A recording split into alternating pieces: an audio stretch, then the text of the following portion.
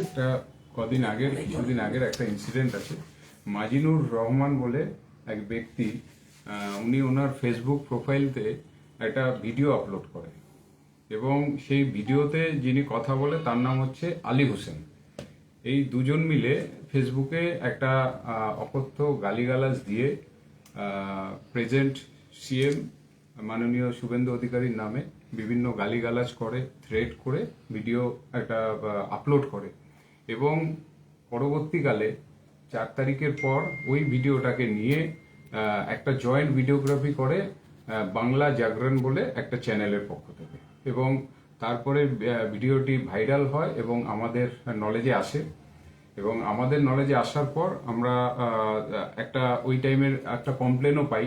সেই কমপ্লেনের উপর বেস করে আমরা একটা কেস করি এদের এগেনস্টে, এবং তারপর তাদেরকে দুদিন অনবরত রেড করার পর বিভিন্ন জায়গায় আজকে আমরা সাকসেসফুলি দুজনকে অ্যারেস্ট করতে পারি এবং দুজনকে কালকে কোর্টে ফরওয়ার্ড করা হবে।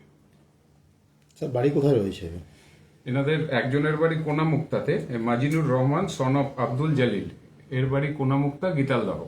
আর আলী হোসেন সন অফ তালেব আলী, এর বাড়ি হচ্ছে খারিজা হরিদাসপুর। তো আগামীতে যাতে এই ধরনের কেউ অপপ্রচার না করেন, তো সেই ক্ষেত্রে কি ব্যবস্থা নেবেন স্যার? সেই ক্ষেত্রে আমরা এই আপনাদের মাধ্যমে সকলকে একটা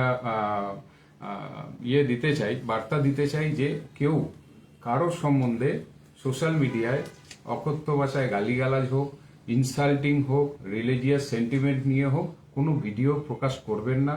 এখানে সকলে সহাবস্থান করুন, কিন্তু কেউ কারোর ধর্মীয় আবেগ থেকে শুরু করে পার্সোনাল অ্যাটাক এসবের থেকে বিরত থাকুন। যদি এইসব কাজ আপনারা কেউ করেন তাহলে আপনাদের এগেনস্টে আইনত যতটা স্ট্রিক্ট অ্যাকশন নেওয়া যায় আমরা নেব। স্যার, বিগত দিনে দেখা গিয়েছে শান্তি শৃঙ্খলার জন্য আপনাদের মাইকিং প্রচার হয় সঙ্গে, তো আবারও কি হবে? হ্যাঁ, আমরা তো এটা একটা কন্টিনিউয়াস প্রসেস। আমরা ইদানিং দেখবেন প্রত্যেক থানায় থানায় নানান রকম যারা রিলিজিয়াস মন্দির মসজিদ এসব সংগঠনের আছে তাদেরকে ইনভাইট করছি। তারপর আজকে বিএসএফ এর সাথে মিটিং হয়েছে, সাধারণ মানুষের সাথে মিটিং হয়েছে। এটা একটা কন্টিনিউয়াস প্রসেস, সকলকে আমরা সচেতন করছি এবং এটা আমাদের ডিস্ট্রিক্টের তরফ থেকে করা হবে।